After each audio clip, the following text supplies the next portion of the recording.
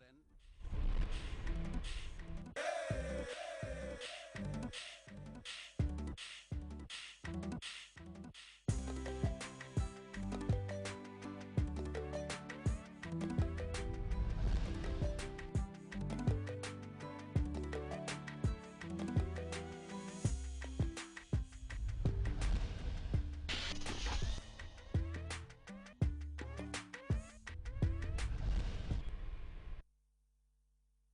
Well, hi there, good evening. Welcome to GRTS. And if you're watching us this Friday evening,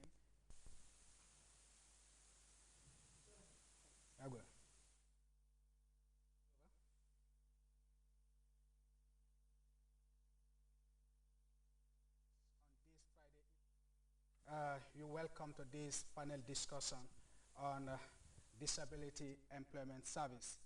I have members of the members from the Gambia Federation of the Disabled are here with me in the studio to talk to us on a very, very important issue, and that is Disability Employment Project, a project that has recently been launched to empower disabled people in this country. With me, I have Mr. Seni Kamara, sitting just next to me. He's from the Department of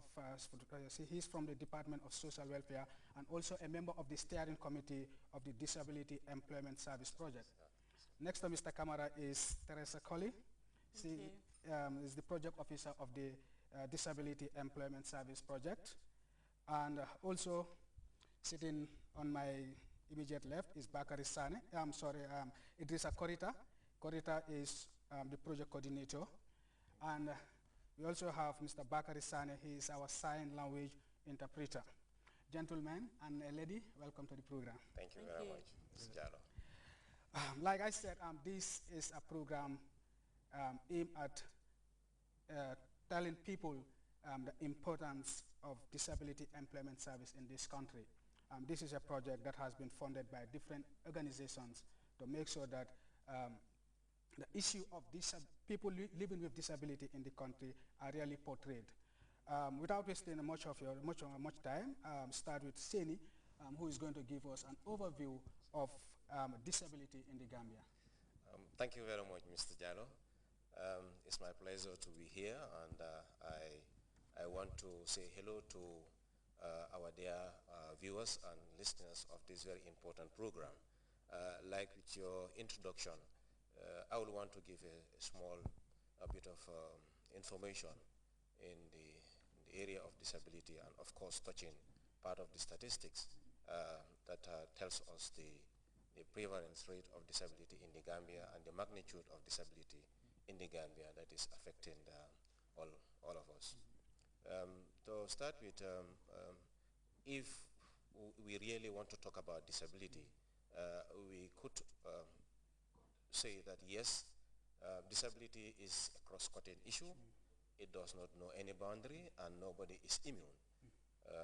Anybody can be disabled at any time, anyhow, and to any degree. So therefore, you cannot say you are not affected. If you are not infected, you are affected. Perhaps maybe you may have a relative or a friend who has a disability.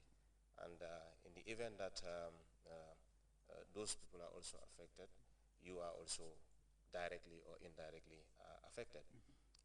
What I want to say actually is people have to know that yes, disability is an issue which is very alarming in the Gambia, and it comes in various forms.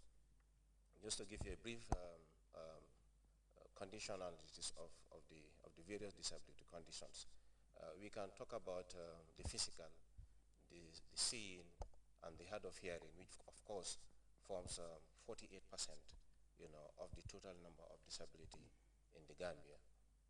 And according to census we could rely on, we have two major comprehensive data we could rely on. One was the 1998 Comprehensive Disability Survey, which was held in the Gambia in 1998, And the figure shows that at that time, it was 1.6% of the Gambian population have one form of disability or the other, which is, of course, great because here we are interpreting it to be 16 per thousand. And not until 2003, after 5 years, we still had concern because according to WHO's recommendation, every 5 years there should be such research to know the magnitude of disability in every given population so that it will also help planners to see how best we'll be able to program or lay programs that will address their issue and plight. And notwithstanding, in 2003, there was not such money to have such a comprehensive one.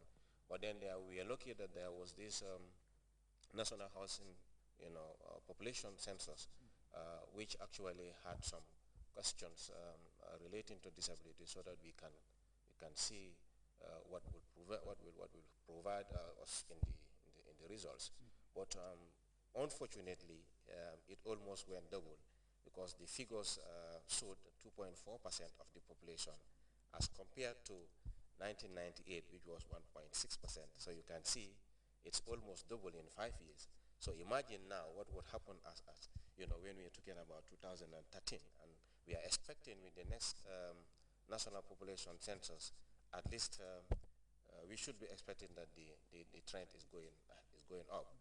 And that shows you that the prevalence of disability in the Gambia is high. Simply because you have many contributing factors. One could be diseases associated with disability, infections, congenital defects, and of course accidents, which is also unplanned, and it usually results to unforeseeable issues and circumstances. These are all factors that contribute, and of course the drug menace. I would want to add on, because this also contributes to the mentality, to the mental disability, affecting especially our youth population. Maybe as at now, I would want to, take this opportunity to, give my fellow colleagues to also dilate on the program. Yeah. I think that has been a very good overview of disability in this country. Mr. Korita, you are the project coordinator of this important project, that is Disability Employment Services. Can you also give us a perspective, a rationale behind this project? Thank you very much, Mr. Jallo. Like my colleague said, disability in this country is definitely a threat to national development, if we can say it, because like there is a whole group of people definitely that are being sort of left out, and they are not taking like the stage that they need to take in the national development, like their contribution in terms of employment that's not been taken care of. This project actually has come to address those issues. Disability Employment Services project is a Site Savers funded project, Site Savers UK. It is a project that aims to narrow the gap between training for disabled people and employment. We understand disabled people in this country will go to training institutions, have some form of training, be it skills, vocational or whatever, but at the end of the day, they are left out at home, they are not employed, they don't also, most of them are not also taken up in the formal employment system. Though we have one or two, we have some statistics though